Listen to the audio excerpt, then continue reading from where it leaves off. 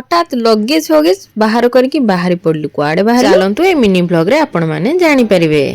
जय जगन्नाथ जय जय जगन्नाथ। जगन्नाथ।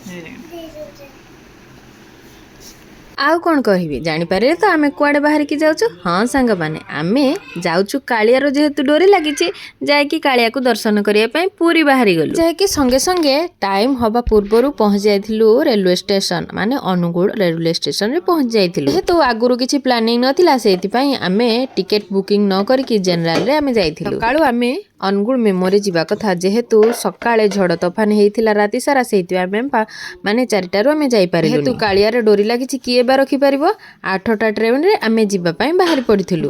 भलरे मध्य हमकु सीट मिल जाइथिला आ आमे जनरल सीट रे जाइकी पहुंची जाइथिलु पुरी रे। ट्रेन रे गला बेले ट्रेन रु कोनोसी जिंस किनिकी खाएनी सब बैग रे पैकिंग करके नै तो आमे रोटी आ भजा करके खाइकी जाइथिलु। तापरे मझिरे किछि स्नैक्स दरकार स्नैक्स रे मु टिके क्रिसु को अंगूर दे देथिला आमे किछि खाइ नथिलु ठंडा फंडा बास पी देकी आमे जाइकी पहुंच जाइथिलु पुरी रे। क्रिसु मते अधा बाटरु मागिलानी मम्मी ठंडा दे तेणु ताकू टिके कोल्ड ड्रिंक्स पीपा पाई देइथिली। तापरे आमे रूम नबा पाई कोठी कोन रूम नबु आमे डिसाइड करथुलु सेति पाई टिके भी समय छाई रे रखिकी हमकु ऑटो छाड़ी जाइथिला सेठी बडदान रे आमे छिडाइथिलु। पर समुद्र कूल को जाइथिलु रूम नबा पाई।